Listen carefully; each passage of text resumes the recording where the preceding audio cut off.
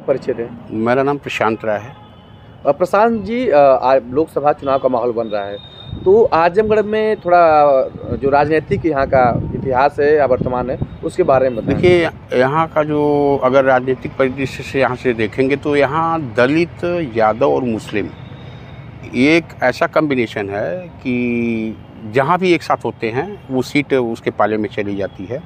और ज़्यादातर इसमें सपा इस मामले में कई बार बीच रही। पिछली बार हारी तो उसमें भी थोड़ा सा गुड्डू जमाली का जो पैक्ट था, एक ज़बरदस्त उनका चुनाव लड़ना, इसीलिए सपा हारी। नहीं तो सपा के खाते में सीट हमेशा रहती है और सपा ही जीतती है।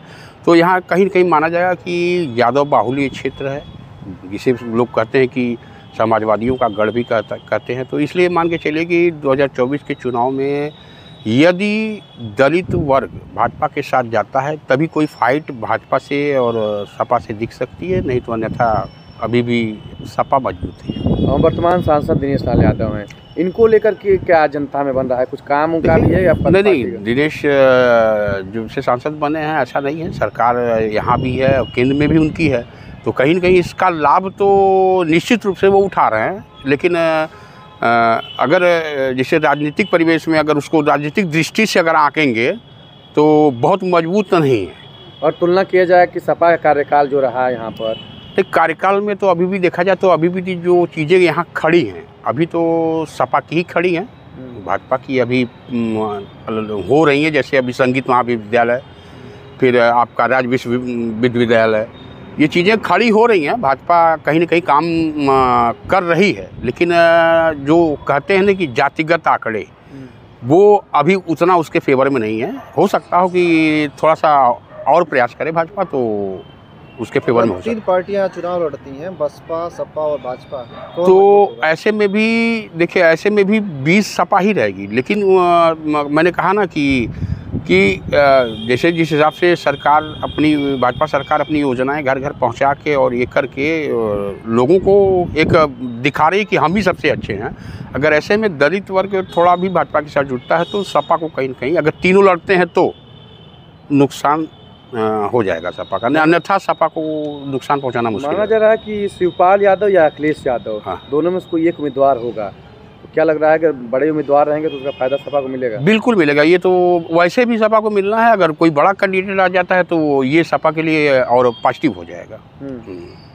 तो क्या लग रहा है कि चुनाव में विकास मुद्दा ही रहेगा, केवल जातिवाद और क्षेत्रवाद? देखिए, विकास मुद्दा होता है, लेकिन एक्चुअली होता क्या है ना कि राजनीति एक ऐसी चीज़ है जिसे राजनीति कहते हैं। तो राजनीति कहीं न कहीं जाते जाते अंत में कहीं जातिगत बन जाती है, तो कहीं क्षेत्रवाद, कहीं कुछ ऐसे करके बन जाती है। तो फिर वहाँ फिर आंकड़े काम आते हैं, फिर विकास और ये सब गौण हो जाते हैं। ये जो राम मंदिर का माहौल बना है, हाँ, उसका भी कुछ मायने रहेगा? भाजपा हावी रहेगी? नहीं, राम मंदिर क्या, भाजपा का तो एक तरीके से अगर हिंदू बेल्ट में कहा जाए तो हिंदू बाहुल में उनका प्रमुखता है। लेकिन मैंने कहा क्या ना कि जैसे कि जहाँ पे जैसे ये यादव बाहुल क्षेत्र है बोला जाता है, तो अखिलेश या समाजवादी का ये गढ़ रहा है, इम्पैक्ट उसका ज़्यादा है। अब वो राम मंदिर तो है, उसके बाद भी उसको फ़ायदा भाजपा को है। लेकिन जो मैंने कहा ना कि राजनीतिक आंकड़े, जो जातिगत आंकड़े हैं, अगर उन आंकड़ों में भाजपा से लगाती है तो उसके लिए तभी प्लस पॉइंट होगा, अन्यथा सपा। गुड्डू जमाली एक बड़े राजनीतिक चेहरा रहे हैं, उपचुनाव में लड़े थे चुनाव, और कहीं ना कहीं माना जाता है कि जो कुछ परिवर्तन हुआ उसमें गुड्डू जमाली प्रमुख भूमिका निभाए।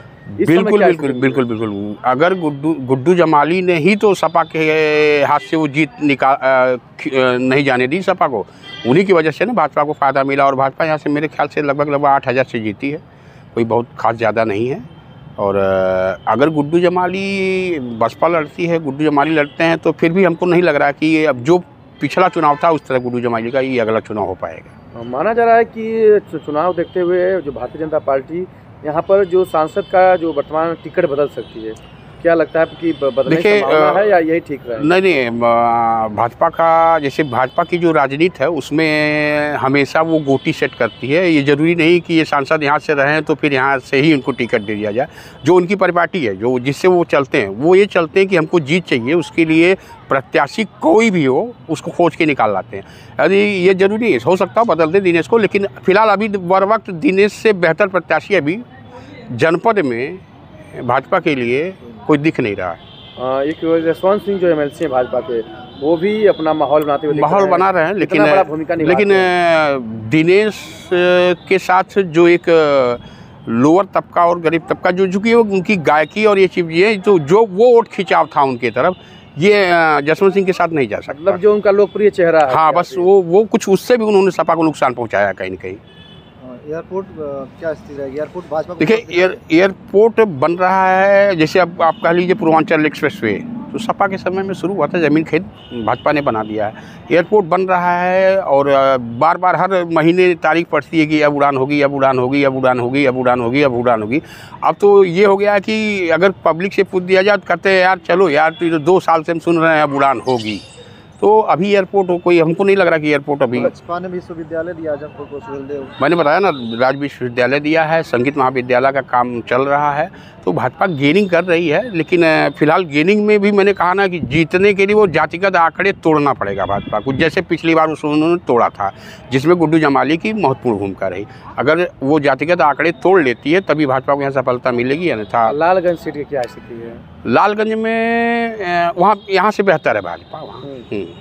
अगर सपा बसपा का कम्पैक्ट हो जाएगा तो फिर वहाँ भाजपा के लिए मुश्किल हो जाएगा। लेकिन स्थितियां नहीं दिख रही हैं बसपा और सपा के करीबी इंडिया गठबंधन। देखिए, राजनीति में कभी कुछ नहीं कहा जा सकता। यही राजभर जी जो लोकसभा में सपा के साथ थे, उसी विधानसभा चुनाव में यही लोकसभा उपचुनाव हुआ, उसमें मौन हो गए। इसका नतीजा हुआ कि अगर वही राजभर थोड़ा सा भी हाईलाइट में अगर सपा के साथ रहते, जो गठबंधन नहीं टूटा, तो ये सीट फिर निरव नहीं जीतती, ये सपा ही जीती हुई। मतलब राजनीति में कुछ भी संभव है। कुछ भी संभव है। मैंने कहा ना कि जातिगत आंकड़ों पे ही यहाँ से चुनाव निकाला जा सकता है। विकास और ये सब मुद्दे तो फिर चुनाव के वोट जाते जाते बदल जाते हैं, उनका कोई मतलब नहीं रह जाता। जैसे आप लोगों के अनुसार अगर सपा और बसपा गठबंधन में रहे तो भाजपा की हार तय हो जाएगी लगभग दोनों सीट से। हाँ, नहीं तो एक सीट तो यहाँ पे सपा की कंफर्म है, जब तक जब सपा के वोटों में सेंधमारी नहीं करती भाजपा।